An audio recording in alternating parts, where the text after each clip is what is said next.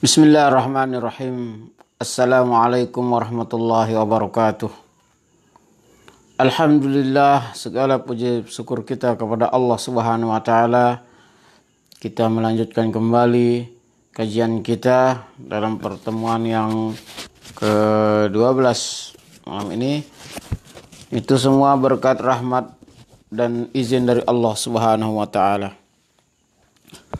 Selawat serta salam kita haturkan kepada junjungan alam Nabi besar Muhammad sallallahu alaihi wasallam. Mudah-mudahan kita semua mendapatkan selawat daripada Rasulullah sallallahu alaihi wasallam. Amin amin ya rabbal alamin. Allahumma salli wa sallim wa barik alaih. Kaum muslimin yang dimuliakan Allah Subhanahu wa taala, kembali kita melanjutkan kajian kita ini. Mudah-mudahan ini semua bisa bernilai ibadah untuk kita semua. Amin, amin, ya rabbal alamin. Kita akan masuk kepada bab yang selanjutnya yang berjudulkan At-Ta'zimu Bainal Ibadati Wal Adabi. At-Ta'zim artinya memuliakan, menghormati, menghargai. Bainal ibadati wal adab, menghargai, menghormati, menyanjung, memuji makhluk.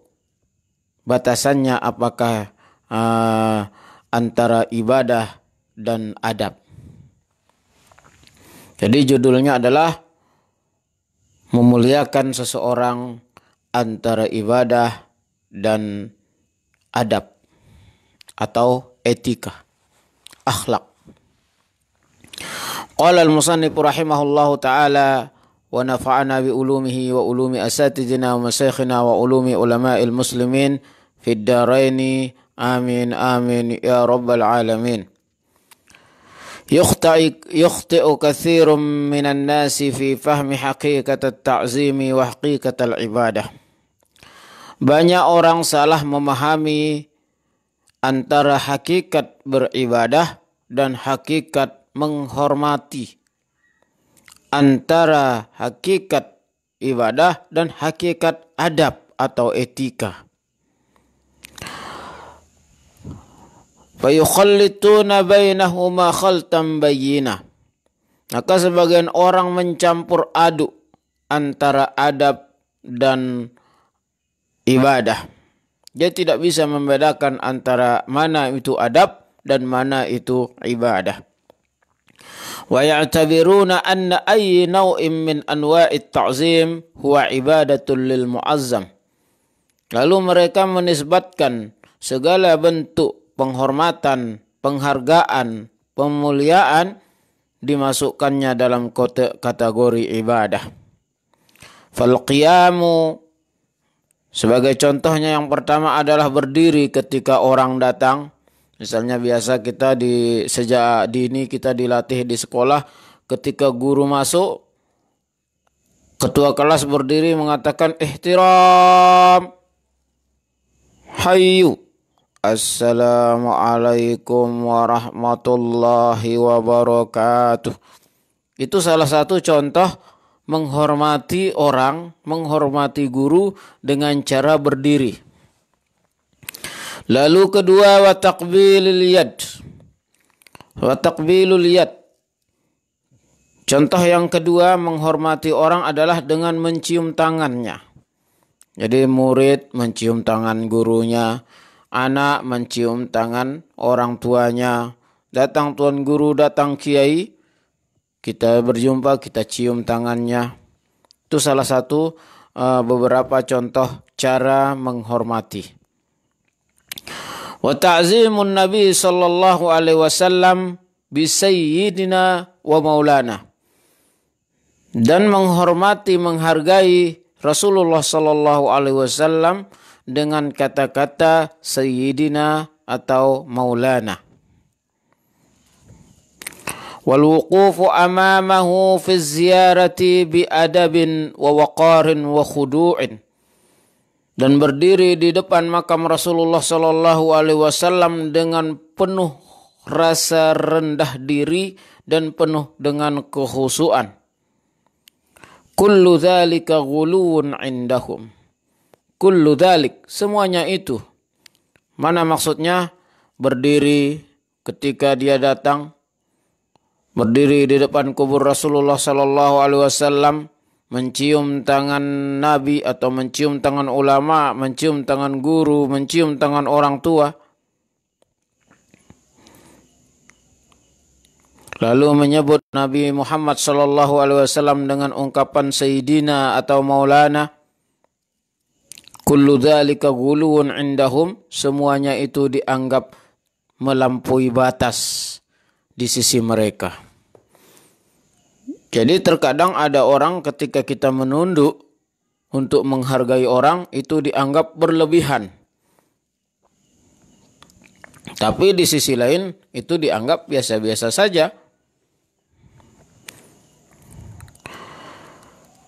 Wa kullu dzalika ghuluwun indahum yuaddi ila al-ibadati li ghairillahi ta'ala.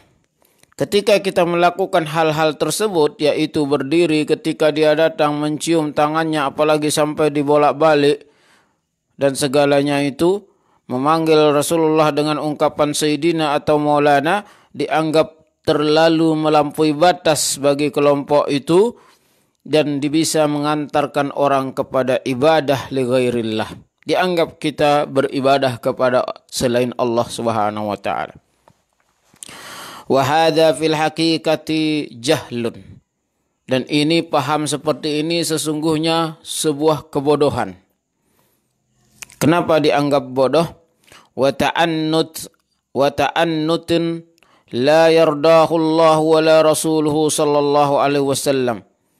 Sifat atau pemahaman seperti itu melelahkan dirinya, dan itu tidak disukai oleh Allah Subhanahu wa taala dan tidak disukai oleh Rasulnya.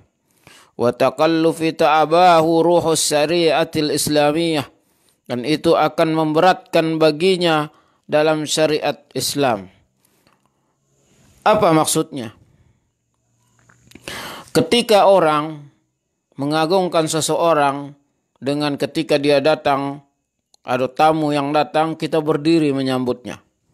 Jadi berdiri menyambut seseorang ini dalam suatu kelompok mereka anggap gulu.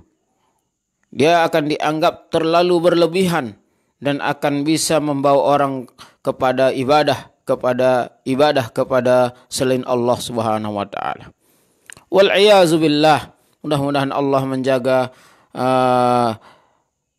pikiran kita jangan sampai terjerumus seperti mereka. Kenapa? Kenapa kita takut seperti itu? Karena akibatnya adalah kita akan sedikit-dikit bersuudzon kepada saudara kita. Ada orang mencium tangan gurunya, bahkan ada orang merundukkan di badannya, membungkukkan badannya sedikit. Lalu ada orang di antara kita berdiri menyambut gurunya, kita akan anggap syirik, kita anggap sesat. Maka efek dari berpendapat seperti itu, kita akan menganggap orang keluar dari Islam. Kita akan menganggap orang tersesat. Sementara itu tidak dikehendaki oleh Allah dan Rasulnya. Fahadha Adam, awalul jinsil insani.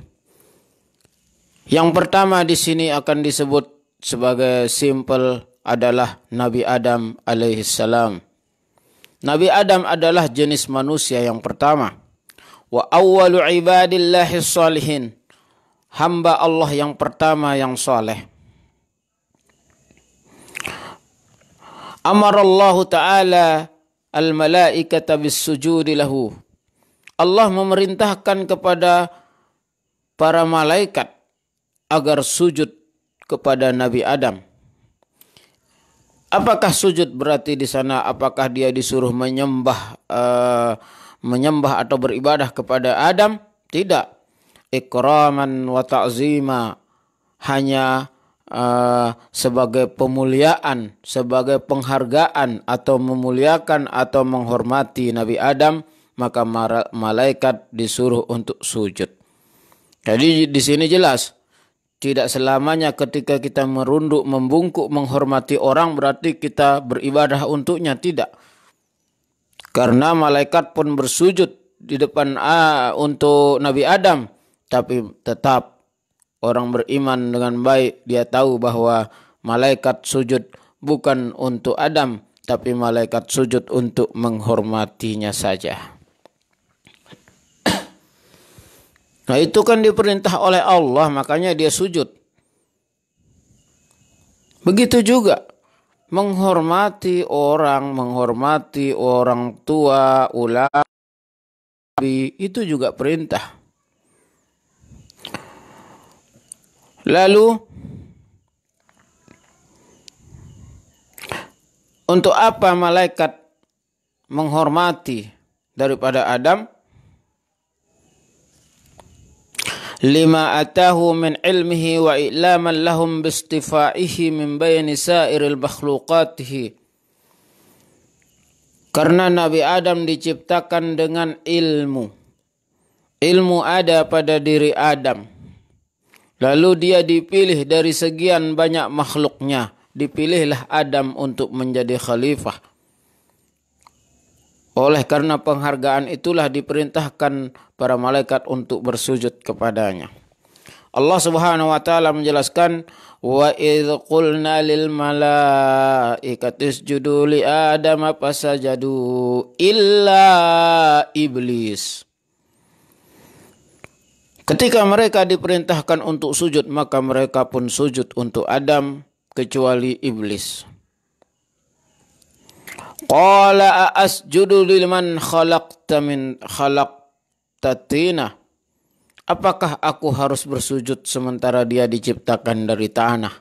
Itu ungkapan iblis yang menolak untuk sujud. Qala ara'aitaka hadzal ladzi karramta alayya. Tiadakah engkau ketahui bahwasanya ini yang kau muliakan atasku? Dalam ayat lain, qala ana khairum minhu khalaqtani min nari wa khalaqtahu min tin.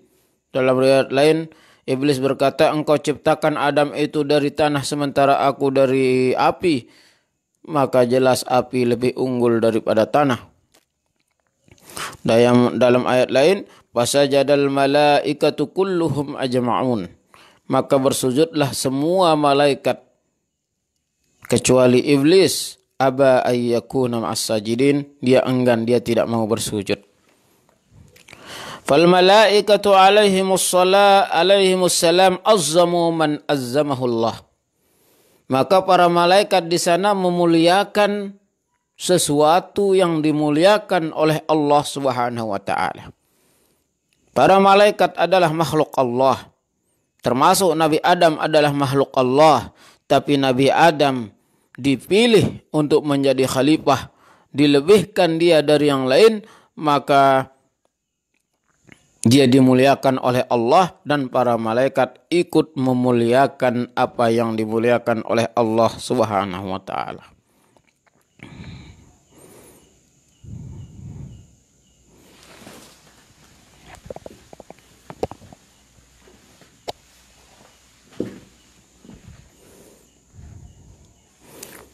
Ya ada komentar, insya Allah di akhir kita bahas sedikit.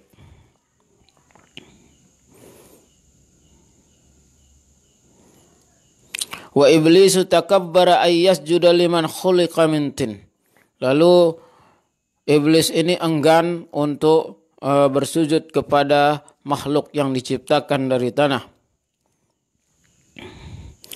Bahwa awwalu man qasad din bi ra'yihi. Dialah makhluk yang pertama yang mengkiaskan agama dengan pikirannya sendiri. Artinya apa? Ketika agama ini, apa yang datang dari Allah adalah ad-din, agama. Ketika datang perintah Allah untuk bersujud kepada Nabi Adam, mestinya kita sujud tanpa berpikir. Tapi inilah makhluk yang pertama berpikir dulu, baru mereka ibadah. Dia berpikir, saya diperintahkan sujud kepada Nabi Adam. Lalu dia berpikir, bukankah api itu lebih hebat daripada tanah? Lalu hasil pikirannya menyebabkan dia tidak sujud kepada Adam. hasil renungannya menyebabkan dia tidak mau tunduk pada perintah Allah, maka ini adalah orang yang pertama menggunakan pikirannya dalam melakukan ibadah, mempertimbangkan perintah Allah sebelum dia laksanakan. Maka na'udzubillah. Maka kaidah kita beriman ini adalah ketika ada perintah dari Allah Subhanahu wa taala, ada ajaran, ada larangan, apapun namanya, baik itu larangan, perintah ataupun syariat namanya, maka terima dia dengan iman. Setelah kita lakukan, baru akal kemudian bermain. Seperti kita disuruh misalnya berwudu, lakukan, terima, wudu. Kita diperintahkan sholat. Setelah kita melakukan sholat beriring dengan waktu, mari kita bertadabbur. Kenapa kita diperintahkan sholat? Kenapa kita diperintahkan berwudu? Apa hikmah dibalik semuanya itu? Bagus kita berpikir, tapi berpikir setelah kita menerima dan melaksanakan perintah itu. Terima apa yang datang dari Allah dan Rasulnya dengan iman, dan berpikir kemudian tentang hikmah dan ada apa di balik semuanya itu, tapi itu setelah kita melakukan itu semua. Jangan berpikir dulu baru mau melakukan. Terima dulu dengan iman, baru kita berpikir. Wastangkafa minas sujudi, dia tidak mau untuk bersujud. Bahwa awalul mutakabbirin, dialah iblis, makhluk yang pertama yang bersifat sombong. Fatutradu min rahmatillahi litakabburihi, maka dia diusir dari nikmat Allah Subhanahu wa taala karena kesombongannya. Wa huwa ainut takabburi Allah, hakikatnya adalah itu dia sombong kepada Allah Subhanahu wa taala. Artinya dia hanya perasaan atau pikirannya dia hanya sombong kepada Nabi Adam. Dia tidak mau tunduk di hadapan Nabi Adam. Tapi hakikatnya dia sombong kepada Allah. Dia sombong kepada yang menciptakan Nabi Adam. Karena hakikatnya menghina suatu benda, maka yang akan merasa terhina itu siapa? Yang membuat benda itu. Memuji suatu benda, pada hakikatnya yang akan senang dengan pujian itu siapa? Yang memiliki atau yang mempunyai benda itu. Kita ambil sebuah pintu. Pintu ini bagus sekali. Lalu kita bercerita siapa yang bikin pintu ini, Masya Allah bagus sekali, ukirannya bagus, kayunya bagus, semuanya bagus. Yang akan senang mendengar pertama itu kira-kira siapa? Pertama yang paling senang adalah tukang yang membuat pintu itu. Karena hasil kerjaannya dipuji. Lalu kedua, yang akan senang tuan rumah. Karena dia memuji apa yang dia punya. Begitu juga sebaliknya. Kalau kita bilang rumah ini jelek. Ini punya tiang kok bengkok. Ini siapa yang bangun? Ini bukan hanya gempa, angin besar sedikit aja rumah ini akan ambruk. Ini catnya kok kayak gini, warnanya kayak apa? Ini potongannya nggak benar. Kira-kira yang merasa tersinggung pertama siapa? Bukan orang yang mendengar cerita itu, tidak. Tapi yang pertama sakit hati dengan ungkapan kita adalah tukang yang membuat rumah itu. Lalu yang kedua yang akan tersinggung adalah yang punya rumah. Begitu juga ketika ciptaan Allah, makhluk Allah yang di sini dicontohkan Adam, ketika makhluk lain menghormatinya, menghargainya, dia seakan-akan menghargai sang penciptanya. Dan sebaliknya ketika dia acuh, dia sombong, dia menganggap rendah Nabi Adam, maka hakikatnya dia adalah menganggap rendah sang pencipta Nabi Adam, ialah Allah Subhanahu wa taala. Begitu juga ini perlu kita renungkan kaum muslimin yang dimuliakan Allah Subhanahu wa taala. Siapapun di antara kita, baik teman, baik saudara, ketika kita memuji mereka, itu hakikatnya adalah memuji Allah karena sang penciptanya adalah Allah. Sebaliknya, ketika kita mencela saudara kita, mencela siapapun atau makhluk-makhluk Allah ini, hati-hati. Ketika mulut kita keluar kata-kata celaan, hakikatnya yang pertama kali akan tersinggung, akan marah dengan ungkapan kita itu adalah Sang Penciptanya. Siapa pencipta semua apa yang kita hina? Ialah Allah Subhanahu wa Ta'ala.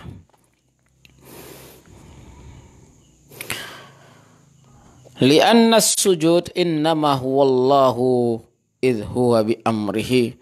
Karena sesungguhnya ainut takabbur di sini adalah ketika dia tidak mau sujud. Karena sesungguhnya sujud itu perintah dari Allah Subhanahu wa Ta'ala. Wa innama ju'ila as-sujudu lahu tashrifan wa takriman lahu alaihim wa kana minal muwahhidina falam yanfa'uhu tauhiduhu. Ketahuilah bahwa sesungguhnya sujud itu hanya dijadikan sebagai tasyrifan wa takriman lahu. Itu hanya sebagai pemuliaan dan penghargaan alaihim. Penghargaan dan pemuliaan daripada Adam atas makhluk yang lain daripada malaikat. Wa kana minal muwahhidin. Sesungguhnya padahal sebelumnya muwahhidin, iblis itu adalah termasuk orang-orang yang bertauhid kepada Allah. Dia taat kepada Allah Subhanahu wa Ta'ala. Falam yanfa'uhu tauhiduhu, akan tetapi tauhidnya kepada Allah tidak bermanfaat, tidak bisa menolongnya karena dia tidak mau menghargai makhluk Allah yang bernama Adam. Kaum muslimin yang dimuliakan Allah Subhanahu wa Ta'ala, sebagaimana dikisahkan di dalam kitab-kitab tafsir bahwa iblis adalah salah satu makhluk yang paling taat kepada Allah Subhanahu wa Ta'ala sebelum datangnya Nabi Adam. Bahkan sebagian riwayat mengatakan bahwa iblis dulu termasuk daripada malaikat. Lalu diceritakan bahwa iblis ini ketua, dia adalah penghulu di alam sana. Dia penghulu di surga. Para malaikat tunduk atas perintahnya. Dia merupakan makhluk Allah yang paling taat dan paling disegani di sana. Dia memiliki kedudukan yang luar biasa. Tapi rasa sombong menghancurkan semuanya. Maka satu yang kita ambil pelajaran di sini, jauhi diri dari sifat sombong. Karena sifat sombong itulah yang bisa menghancurkan orang-orang yang paling taat kepada Allah. Apalagi menghancurkan orang paling kaya, orang paling baik, orang paling ganteng, orang paling hebat, orang paling besar. Orang yang paling dekat kepada Allah bisa hancur karena penyakit takabur. Siapa lagi yang lebih hebat daripada orang yang paling taat kepada Allah? Maka yang bisa menghancurkan orang yang paling taat itu adalah rasa takabur. Maka kita berlindung kepada Allah. Mudah-mudahan jangan sampai kita memiliki sifat takabur. Wa mimma jaa fi ta'zimis shalihin. Nah, itu tadi beberapa kisah ayat yang menjelaskan bahwa wajibnya menghormati Nabi Allah, di mana di sini dikisahkan Nabi Adam.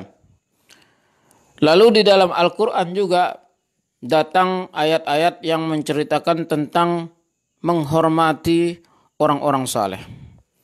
Allah Subhanahu wa Ta'ala berfirman fi haqqi Yusuf alaihi salatu wassalam, dicerita tentang Nabi Yusuf alaihi salam. Wa rafa'a abawaihi 'alal arsi wa kharru lahu sujada.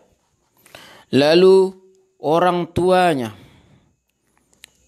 diangkat, ditaruh di singgasana. Lalu saudara-saudara Yusuf ini dan semua orang bersujud ketika Nabi Allah ini duduk di singgasana. Jadi para punggawa-punggawa kerajaan, isi istana semuanya sujud ketika orang tuanya naik didudukkan di singgasana. Nah, sujud mereka ini untuk apa? Apakah mereka dianggap beribadah kepada orang tua yang didudukkan itu? Tidak. Tapi mereka hanya menghormati dan menghargai. Dan kata-kata wa kharru lahu sujada, banyak ulama tafsir menafsirkan bahwa itu maknanya mereka tersungkur dalam sujudnya, artinya sujudnya itu sampai kepada lantai. Adapun sujud tentang malaikat kepada Nabi Adam ada khilaf. Ada yang mengatakan sebatas merunduk membungkukkan badan saja. Ada juga yang berpendapat sampai ke lantai, ke tanah. Adapun yang di ayat sini, kebanyakan ulama berpendapat sampai ke lantai mereka sujud. Itu sujud untuk manusia. Apakah berarti itu mereka syirik? Mereka beribadah kepada yang disujudkan? Tidak. Mereka hanya menghargai. Tapi sebagian kelompok seperti ini akan dianggap berlebihan dan bisa sampai kepada kesyirikan. Amma Nabiuna sallallahu alaihi wasallam, ada dalam ayat lain, ya ayyuhalladzina amanu la tarfa'u aswatakum fawqa sawtan nabi. Jangan kalian angkat suara kalian melebihi suara para nabi. Ini juga dengan wala taj'alu du'a ar-rasuli bainakum ka du'a'i ba'dikum ba'dah.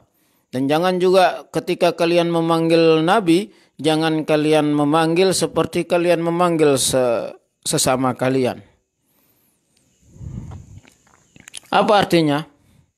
Naha anit taqaddumi baina yadil qawli wa su'il adab bisabaqihi bil kalam. Kalau Rasulullah, kalau seorang nabi belum berbicara, jangan kita berbicara duluan. Itu aturannya. Wala taqulu qabla ay yaqulu. Jangan kau berkata sebelum dia berkata. Ay la tatakallamu qablahu. Ay jangan kau berbicara sebelum Nabi. Wa idza qala fastami'u lahu wa ansitu. Dan ketika Nabi itu berbicara, dengarkan dan diam. وقال نهوا عن التقدم والتعجل بقضاء أمر قبل قضائه فيه. Dan jangan mendahului selesai daripada Nabi sebelum Nabi itu selesai. Wa ayyabtu bi syai'in fi dzalika min qitalin aw ghayrihi min amri dinihim illa bi amrih. Dan jangan berfatwa dengan sesuatu, baik itu tentang perang atau bagaimana, sebelum dia memutuskan. Wa yabtu bi syai'in fi dzalika udah. Wala yasbiquhu bihi. Jangan mendahului Nabi. Thumma wa'azimhum, thumma wa'azahum wa hadarahum min mukhalafati dzalik. Lalu Nabi pun mereka diberi peringatan untuk menghormati para nabi, menghargai para nabi dan mewanti-wanti, memberi peringatan terhadap akhlak ini. Di sini kita tertarik akan mengungkap tentang adab dari ayat-ayat yang kita baca tadi. Kesimpulan maknanya adalah la tataqallamu qablah. Jangan berbicara sebelum Nabi berbicara. Kemudian nuhu anit taqaddumi wat ta'ajjuli biqada'i amrin. Jangan mendahului suatu perkara dan jangan menyudahinya sebelum disudahi oleh Nabi. Sini sangat menarik. Apa yang terjadi pada penghargaan dan penghormatan kepada baginda Rasulullah sallallahu alaihi wasallam sebagai dalil para ulama kita, para pendahulu kita, sesepuh kita, kiai-kiai kita, tuan guru kita, sebagai dalil bahwa ketika sahabat para menghormati dan menghargai dan menyanjung Nabi sallallahu alaihi wasallam, maka begitu juga seorang murid berbuat terhadap gurunya. Ibarat sahabat menghargai dan menghormati nabinya, begitulah adab mereka. Lalu kita begitu juga adab kita sebagaimana adab sahabat kepada guru-guru kita.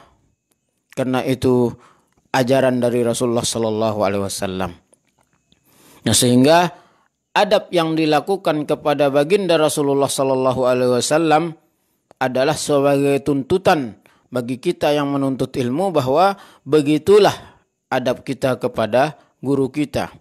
Sebagaimana sering kita jumpai ketika kita hajatan, terkadang orang yang picik akalnya baru ngaji sedikit-dikit, manusia ini sama. Walaupun tuan guru kiai itu sama saja. Mereka tidak membedakan. Tapi ingat, seperti yang dijelaskan di sini, adab kepada Rasulullah, kepada Nabi berbeda memang. Nah, lalu kita garis bawahi kalimat yang mengatakan jangan mendahului mereka dalam suatu perkara dan jangan menyudahinya sebelum Nabi itu menyudahinya. Kita ambil contoh ketika makan minum. Ketika para sahabat mau makan bareng, maka sahabat tidak pernah mulai makan. Lalu sahabat pun tidak mau berhenti sebelum Rasulullah berhenti. Kita lihat Masya Allah ajaran-ajaran orang tua kita ketika datang tuan guru, datang kiai di rumah kita, lalu ada jamuan, kita menunggu daripada tuan guru itu mulai makan, baru kita mulai. Lalu kita lihat orang tua kita ada yang sampai untuk mencuci tangan, menunggu kiainya berhenti makan. Sampai bekas makan itu kering. Sebelumnya mungkin kita berpikir, biasa aja. Tidak apa-apa cuci tangan. Ada yang bilang kan ini cara Mekah ini. Ini cara ini.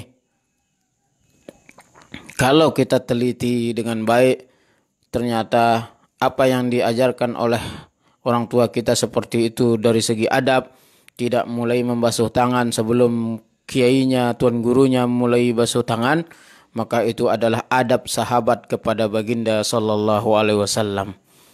Mudah-mudahan kajian ini dilihat, ditonton oleh orang-orang yang selama ini dia cuek. Dia tidak peduli sama siapa di hadapannya, mau tuan guru, mau kiai, mau ulama. Dia selesai makan, dia seenaknya cuci tangan duluan. Boleh nggak itu? Boleh. Tidak apa-apa.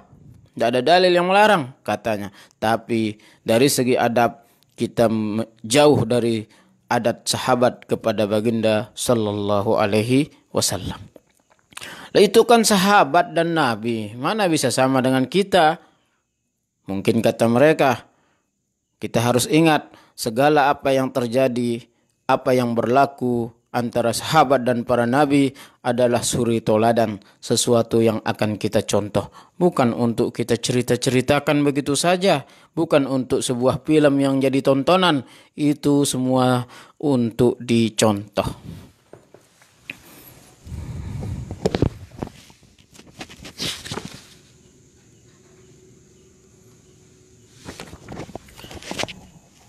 Untuk kajian kita kali ini kiranya sampai sini dulu karena bab ini lumayan panjang. Jadi kita berhenti dalam kajian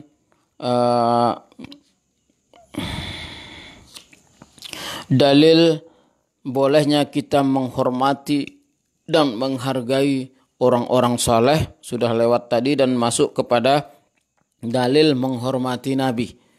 Dan itu sangat panjang.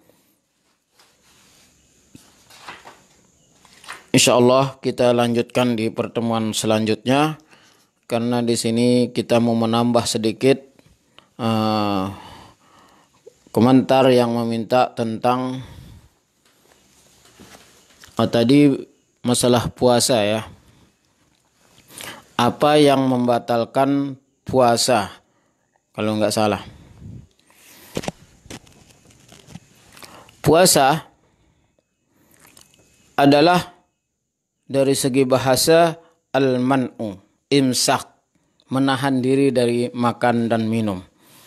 Kalau yang membatalkan puasa ini sangat jelas, yaitu makan dan minum dengan sengaja. Makan, minum sengaja.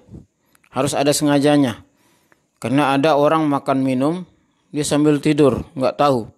Entah jin, kerasukan atau apa, dia bangun-bangun kenyang. Ternyata dia makan malam-malam. Dia makan waktu tidur. Nggak tahu katanya. Nah itu rezeki dari Allah. Begitu juga ketika kita berpuasa, lalu kita tiba-tiba langsung masuk dapur makan. Setelah kenyang 2 piring, lalu kita ingat, astagfirullah, ini kan puasa. Saya udah puasa kok saya makan. Itu nggak apa-apa, itu rezeki, tinggal dilanjutkan. Bagaimana hukumnya kalau lagi sedang makan lalu ada anak kita datang atau keluarga kita datang, nggak puasa loh. Bagaimana hukum yang makanan yang sedang kita kunyahkan? Jumhur ulama, dan ini dipegang kuat oleh mazhab Syafi'i, wajib kita membuang yang kita bisa buang. Wajib kita memuntahkan yang bisa kita muntahkan. Artinya sesuatu yang masih kita kunyah wajib kita buang dan wajib kumumur. Jangan nanti nasinya dibuang. Akhirnya untuk kumumurnya airnya ditelan. Batal lah. Tapi sebagian ulama, tapi ini kekurang hati untuk kita ikuti. Lebih baik kita ikut pendapat Jumhur Asy-Syafi'i yang mengatakan wajib mengeluarkan apa yang ada di mulut dan apa yang bisa kita keluarkan. Tapi nggak perlu kita muntahkan yang udah masuk ke dalam. Enggak, cukup mengeluarkan apa yang ada di mulut. Lalu bagaimana dengan sesuatu yang pendapat yang mengatakan enggak apa-apa, dihabiskan saja kalau udah ada di mulut? Itu pendapat banyak dipakai sekarang, terutama dari kalangan-kalangan kita yang mengaku salafi, karena berdalilkan sebuah hadis, apabila terdengar masuk azan subuh ketika engkau makan sahur, lalu di tanganmu ada air minum, di mulutmu ada makanan, tuntaskan hajatmu. Itu hadisnya, maknanya saja. Tapi dirangkum masalah ini dan dikombinasikan dari berbagai macam hadis, dikumpulkan oleh Imam Nawawi dalam Majmu'nya. Kesimpulan yang dikeluarkan oleh beliau adalah wajib mengeluarkan apa yang di mulut yang bisa dikeluarkan. Itu yang membatalkan puasa. Itu makan, minum. Masuknya sesuatu dengan sengaja di lewat mulut kita. Lalu sebagian ulama berpendapat bahwa masuknya sesuatu dari rongga badan, masuk dari hidung, masuk nyelam ke air, masuk hidung, batal. Masuk dari telinga, batal. Masuk dari dari lubang belakang pun batal. Tapi sebagian ulama menganggap tidak batal, karena itu bukan jalan makanan masuk. Tapi untuk ihtiyatnya, kalaulah orang sudah berhati-hati agar tidak masuk air dari rongga, tapi dengan kehati-hatiannya malah masuk juga, maka itu dimaafkan. Mana contohnya? Kita tahu diri kita puasa. Kita tahu bahwa sebagian ulama berpendapat kalau masuk sesuatu dari lubang yang telinga, hidung, dan belakang, mulut, semuanya itu adalah merusak puasa, maka kita harus berhati-hati. Mandi biasa, mau menyelam pun hati-hati. Kalau kita sudah hati-hati itu, toh masuk juga. Misalnya kita siram air pelan, tahu-tahu ada rasanya masuk lewat telinga, maka nggak apa-apa. Yang jadi masalah, kita tahu diri puasa, kita masukkan telinga, masuk air kok. Batal lah. Nah, bagaimana kalau masalah kentut di dalam air? Itu terjadi khilaf juga ulama. Kalau yakin dengan kentut di dalam air membuat air masuk, batal. Tapi kalau ragu, nggak batal. Sekarang harus dibuktikan. Orang berpendapat kalaulah ketika angin itu keluar, maka lubang itu akan terbuka. Ketika sudah terbuka, gas sudah habis keluar, otomatis dia masih dalam keadaan buka, maka ketika mau nutup itu air itu ikut masuk. Itu alasannya untuk membatalkan. Nah, tapi orang juga bisa ragu. Kecepatan itu juga bisa menutup.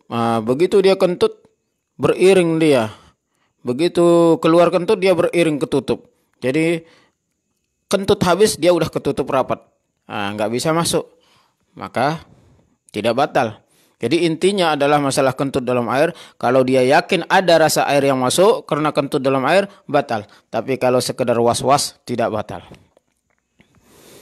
Lalu apalagi contoh yang membatalkan puasa? Keluar bersetubuh. berjima dengan suami istri pun membatalkan puasa.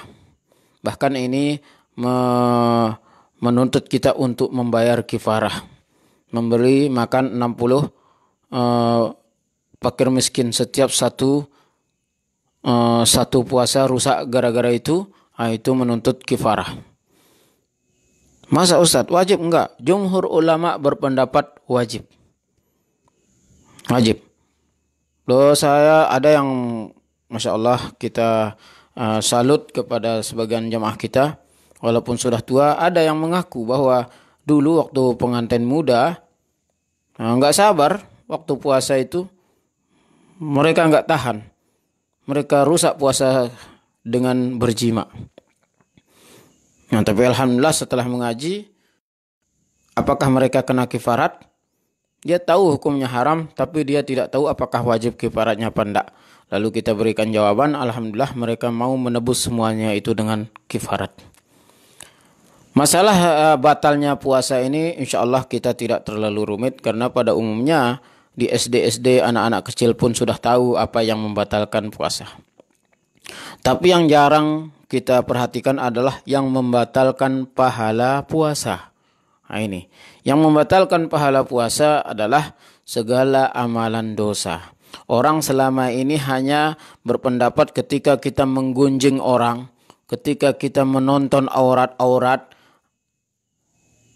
berbicara yang haram-haram, pahala puasa hilang katanya. Tapi sebenarnya adalah segala jenis dosa bisa menggugurkan pahala puasa. Kenapa? Karena matematikanya adalah beribadah di tempat dan waktu yang dimuliakan nilainya lebih daripada di tempat dan waktu yang biasa. Dan sebaliknya, berbuat dosa di tempat dan waktu yang dimuliakan dosanya lebih besar daripada di tempat atau waktu yang biasa. Itu kaedahnya. Itu tentang puasa. Jadi yang perlu kita hati-hati di sini adalah apa-apa yang membatalkan pahala puasa. Agar jangan ketika kita meninggal dunia, mana pahala puasaku ini? Oh, ternyata nggak ada, habis dimakan rayap. Rayapnya itu apa? Suka menggonjing. Ini yang muda-muda suka nonton yang enggak di HP, suka berbicara aib orang lain. Seperti itu. Banyak. Kemudian al-mujadalah, begitu juga saling debat, saling emosi, saling marah-marahan, berkelahi apalagi, itu semuanya bisa menggugurkan pahala. Apa bedanya gugur pahala dan gugur puasa? Kalau puasanya yang rusak, wajib diqada. Kalau pahalanya yang rusak, dia cukup beristighfar dan minta ampun, tidak perlu diqada. Bagaimana hukum berselawat saat khutbah Jumat? Masalah berselawat dalam khutbah Jumat. Jumhur ulama berpendapat tentang selawat di hari Jumat ini sepakat sunnah. Sunnah. Dan ada tempat-tempat ketika khutbah kita disunnahkan berselawat. Yaitu ketika khatib duduk antara dua khutbah. Jangan berselawat ketika dengar khutbah. Kalau bisa berselawat di dalam hati tanpa terganggu konsentrasi kita mendengarkan khutbah, nggak apa-apa. Atau kita wirid, itu nggak apa-apa. Kalau tidak mengganggu pendengaran kita. Banyak orang kan bisa dia khutbah dia paham benar, dia pun bisa sambil membaca dalam hati. Tapi kalau wirid atau zikir atau selawatnya mengalihkan fokusnya dari mendengar khutbah, maka itu makruh, tapi tidak sampai kepada haram. Maka sunnah dianjurkan ketika duduk antara dua khutbah. Sebenarnya harus kita ketahui, ketika di zaman Rasulullah SAW ada dua khutbah, lalu di selah-selahnya Rasulullah duduk. Apa yang dibaca oleh khatib? Nah, di sana disunahkan surat Al-Ikhlas. Dan itu ada bahasanya dalam kitab fikih. Ada sunnah-sunnah untuk khatib. Terutama itu membaca surah Ikhlas. Lalu untuk makmum. Untuk jamaah, apa yang dibaca di saat itu, di sanalah mereka berselawat. Nah, kemudian di hari Jumat itu ada saat-saat yang sangat mustajabah, yaitu di tengah-tengah khutbah itu. Sebagian ulama berpendapat antara mulai khutbah sampai selesai khutbah. Ada yang berpendapat antara khutbah sampai salam imam. Ada yang berpendapat juga dari asar sampai maghrib. Nah, untuk yang berpendapat antara khutbah ini, mana dia? Maka kebanyakan ulama berpendapat yang diamnya khatib antara dua khutbah. Maka sebenarnya sangat-sangat masuk akal dan sangat tidak masuk logika ketika ada orang membedah-bedahkan orang berselawat di tengah-tengah antara dua khutbah. Kalau di masjid kita, itu ketika imam duduk antara dua khutbah, khutbah pertama selesai, imam duduk, khatibnya duduk.